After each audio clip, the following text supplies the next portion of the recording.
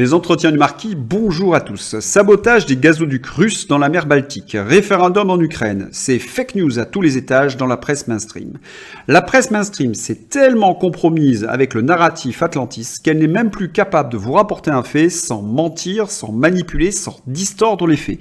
C'est littéralement inouï.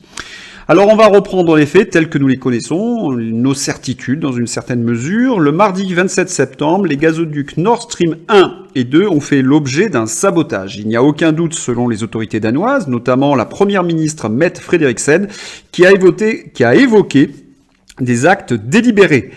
Son ministre de l'énergie, Dan Jorgensen, évoque, lui, des détonations, puisqu'il y a eu une émission massive d'énergie qui a provoqué un choc de 1,9 sur l'échelle de Richter, et donc il y a bien eu des explosions.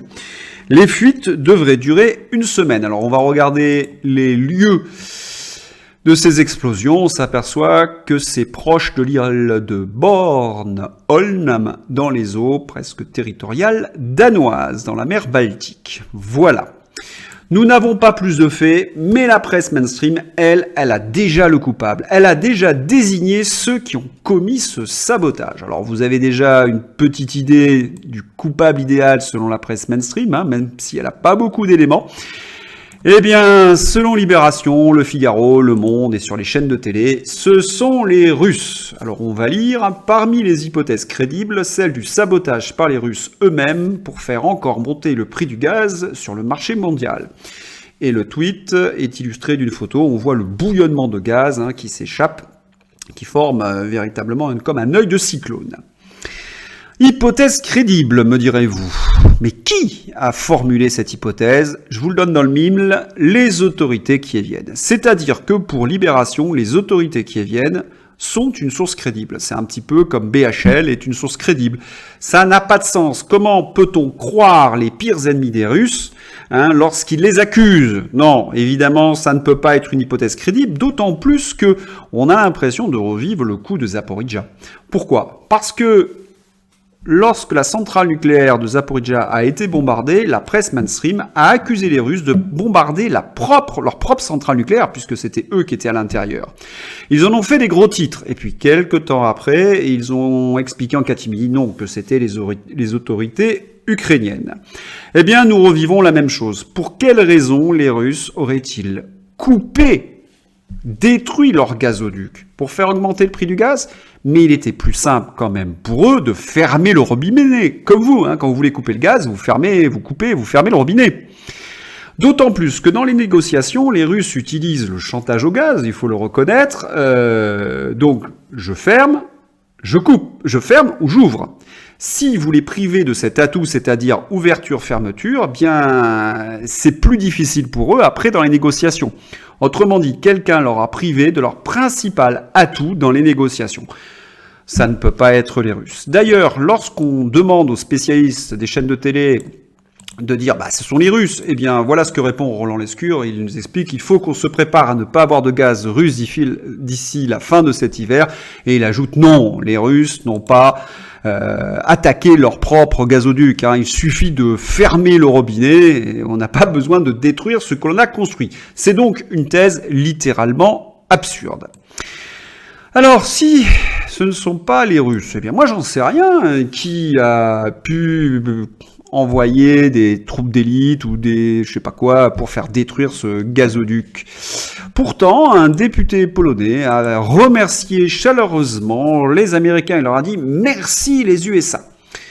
Merci les USA, et puis il y a une photo de Joe Biden. Joe Biden, ça nous rappelle quelque chose. En effet, Joe Biden avait menacé les Russes que s'ils envahissaient l'Ukraine, eh bien, ils taperaient sur les Nord Stream 1 et Nord Stream 2. Est-ce qu'ils ont mis leurs menaces à exécution parce qu'il y a eu des référendums dans le Donbass et dans la région de Kherson? C'est une question que je pose, je n'ai pas de réponse, bien évidemment. Bon, il est vrai qu'on s'est aperçu qu'il y avait des navires de l'OTAN à 30 km du Nord Stream 1 et 2. Alors attendez, c'est pas la bonne photo, excusez-moi, je me suis trompé. Voilà, je la remets la bonne. Oui, on s'est aperçu qu'il y avait des navires américains à proximité de l'île de Bornholm. Voilà, donc c'est fort possible que les Américains n'étaient pas trop loin, on va pas les accuser, on en sait strictement rien, mais enfin, il y a quand même certains éléments qui auraient tendance à montrer qu'il y avait quand même des troupes américaines. Sachez que cette information, elle a été de nouveau corroborée. Alors, les Américains, mais pourquoi les Américains? Moi, je n'y crois pas trop. Moi, ces Américains qui auraient bombardé le Nord Stream 2, parce qu'ils pourraient nous vendre, eux, leur gaz. En effet, les Américains, tout de suite après les explosions, ont dit que la Maison-Blanche était prête à soutenir les Européens face à cet attentat, face à ce sabotage. Alors, on a envie de parler de ce qu'a dit Philippe Béchade. Il a dit, les Américains, ça fait penser un peu à un film de mafia. Ils vous cassent les deux genoux et après, ils vous offrent un fauteuil roulant. Hein, c'est à peu près ça. Alors, je voudrais juste ouvrir une parenthèse parce que pas mal d'amis m'ont donné des coupures de presse venant de la presse allemande. Je ne lis pas l'allemand, donc ils m'ont un petit peu aidé pour la traduction.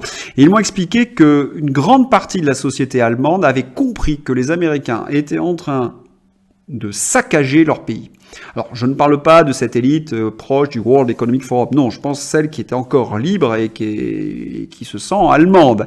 Et ils ont compris que les Allemands étaient en train de mettre à genoux, littéralement, leur industrie. Et c'est en train de bouillonner un petit peu comme une fuite de gaz sur le Nord Stream 2. Oui, ils sont en train de comprendre qu'il va falloir se détacher le plus rapidement des Américains parce que sinon il ne restera rien de leur pays. Un petit peu comme les Irakiens après le passage de l'armée américaine, si vous voyez ce que je veux dire. Alors, quand on est un petit peu effrayé de cette escalade, parce qu'attaquer le Nord Stream 2, les Russes vont répondre. Hein. Vous vous en souvenez de la blague de l'ours, si vous lui envoyez un missile, il va finir par vous taper sur l'épaule. Eh bien, lorsqu'on évoque là cette possibilité, regardons un petit peu le tweet de l'eurodéputée Nathalie Loiseau. Ce qui est sûr, c'est que les idiots utiles de Poutine sont ici. Voilà, en février, Bagnav a annoncé qu'il détruirait le Nord Stream 2, hein, c'est ce que je vous ai montré. Ils l'ont donc fait apparemment cette nuit. Les fauteurs de guerre sont là-bas. C'est l'accusation de Florian Philippot. Nathalie Loiseau lui répond cela. Alors, ce qui est très intéressant avec Nathalie Loiseau, c'est que ses arguments ne volent pas très haut. On peut dire même que ça vole très bas, Loiseau. Car quand on lui donne des preuves, des choses assez intéressantes, des éléments quand même qui pourraient faire réfléchir, non, elle n'est seulement que dans l'insulte. C'est-à-dire que quand vous êtes pour la paix, lorsque vous voudriez qu'il y ait un équilibre entre les puissances, eh bien les petits soldats, les petits télégraphistes de l'OTAN s'agitent et n'ont comme seul argument que des insultes. Et c'est là encore où la presse, où nos élites mondialisées pêchent. Hein. Ils ne savent même plus répondre aux informations les plus évidentes. Ils sont obligés d'utiliser la propagande, la manipulation, l'insulte pour justifier leur narratif tout à fait stupide. Alors, pour quelles raisons vous avez ces deux explosions sur les deux gazoducs russes?